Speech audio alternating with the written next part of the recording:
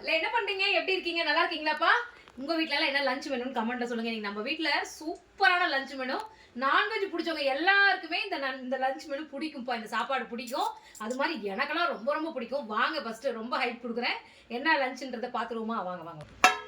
ஸ்வைங். First நம்ம எப்பயும் சொல்ற ஒரே டைலாக், சூடான சாதம். ஸ்வைங். நெத்திலி மீன் அன்னைக்கு வாங்கினது நான் கொஞ்சம் எடுத்து வச்சிருந்தேன். ஸோ நெத்திலி மீன் சம்பல் பண்ணியிருக்கேன்ப்பா. சூப்பராக இருக்கும். இது மட்டும் சாப்பாட்டில் போட்டு நல்லா பிசைஞ்சு சாப்பிடும் போது செம சொர்க்கமாக.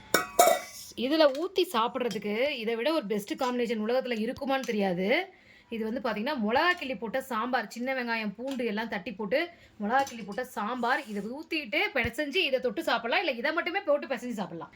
அடுத்தது நல்லா நல்லெண்ணெய் விட்டு செஞ்ச கொத்தமல்லி சட்னி. இது நாட்டு கொத்தமல்லி கிடைச்சதுப்பா, 20 ரூபாய் ஒரு கட்டு. வாங்கிட்டு வந்து ஆஞ்சி அதில் கொத்தமல்லி சட்னி பண்ணியிருக்கோம். ரொம்ப சூப்பராக இருக்கும்.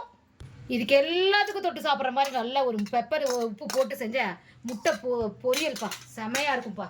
அடுத்தது இவ்வளோ இருந்து ஸ்வீட் இல்லைனா எப்படி அப்படின்னு சொல்லிட்டு நேற்று நான் பாருங்கள் மினி விளாக்லேயே போட்டிருப்பேன் குலோப் ஜாமுன் செய்ய போகிறேன்னு சொல்லிட்டு.